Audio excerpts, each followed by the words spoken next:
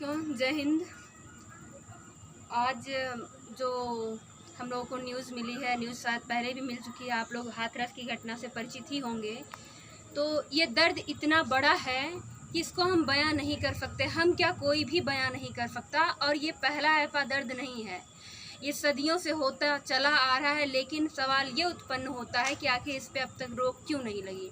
तो परिस्थिति की क्या मांग है, क्या करना चाहिए, कैसे इसको रोका जा सकता है, कैसे इसको ख़त्म किया जा सकता है। सिर्फ रोकना नहीं, ख़त्म करना है इस बला को।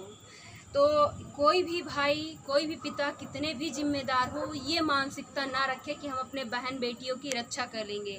बहन बेटियों को इतना काबिल बनाइए कि वो अपनी रक्षा स्वयं कर सकें।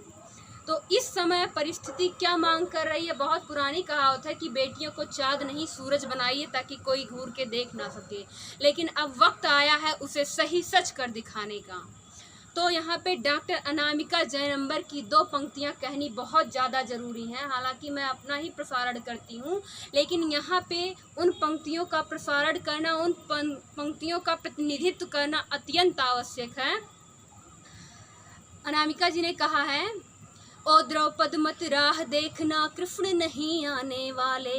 हकीकत यही है कि लोग तमाशा देखते हैं लेकिन कोई आगे नहीं बढ़ता। तमाशा जो नहीं देखना चाहता वो भी मजबूर होके आगे नहीं बढ़ता बेटियों की हेल्प करने के लिए, कि उनको बचाया जा सके या दरिंदों के खिलाफ कुछ किया जा सके घटना को होने से पहले। क्योंकि कहीं ना कहीं उन्हें डर रहता है कि कल हमारी फैमिली के साथ कोई पर्सनल दुश्मनी हो जाएगी, तब हम क्या करेंगे।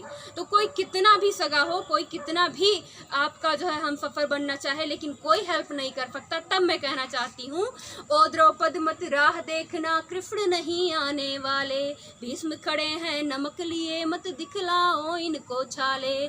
बाह तोड़ कर दुशासन की चीर की रक्षा कर लेना, बाह तोड़ कर दुशासन की चीर की रक्षा कर लेना। तज कर रूप सुकोमल तुम चंडी के रूप को धर लेना, तज कर रूप सुकोमल तुम चंडी के रूप को धर लेना। तो भस्म करे छूने वाले को ऐसी जवानी की, हाँ भस्म करे छूने वाले को ऐसी जवानी की। हाँ ज़रूरत है हमको झांसी की रानी की, हाँ ज़रूरत है हमको झांसी की रानी की। तो दोस्तों, यही ज़रूरत है कि हम अपनी बहन बेटियों को झांसी की रानी की तरह वीरांगना बनाएं, ताकि उनके ऊपर कोई उंगली ना उठा सके, नज़र ना उठा सके। तो यहाँ पे इस घटना पे मेरी कलम नहीं चल रही है। बेबस होके मुझे डॉक्टर अनामिका जयनंबर की कविता का प्रतिनिधित्व करना पड़ रहा है। मेरी कलम रुक सी गई है। इस दर्द का आग इतना बड़ा हुआ है, इसकी ज्वलनशीलता इतनी बड़ी हुई है कि हमारे कलम की स्याही सूख सी गई है। तब मैं कहना चाहती हूँ, जो लोग कहते हैं कि जो है अरे रुक जाएगा, लेकिन बेटियों पर भी जो है प्रतिबंध लगाइए, बेटियों को भी समझाइए, तो बहुत सूक्ष्म लाइनों में मैं बयां करना चाहती हूँ, उसे बहुत ध्यान से सुनिएगा।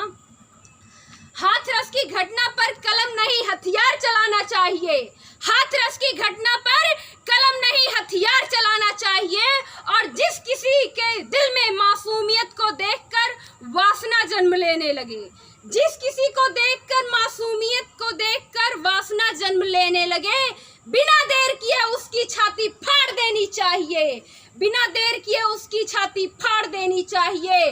और शर्म हया के जेवर को तुम कभी उतारना नहीं। बेटियों को कह रही, शर्म हया के जेवर को तुम कभी उतारना नहीं। अपने कर्म में भी सीमा का सार होना चाहिए। और फिर भी जब इंसानियत को रौंद कर कोई दरिंदगी करे, रणचंडी बनकर सारी हदें तब पार करनी चाहिए, रणचंडी बनकर सारी हदें तब पार करनी चाहिए। और हाथरस की घटना पर कलम नहीं हथियार चलाना चाहिए, हथियार चलाना चाहिए।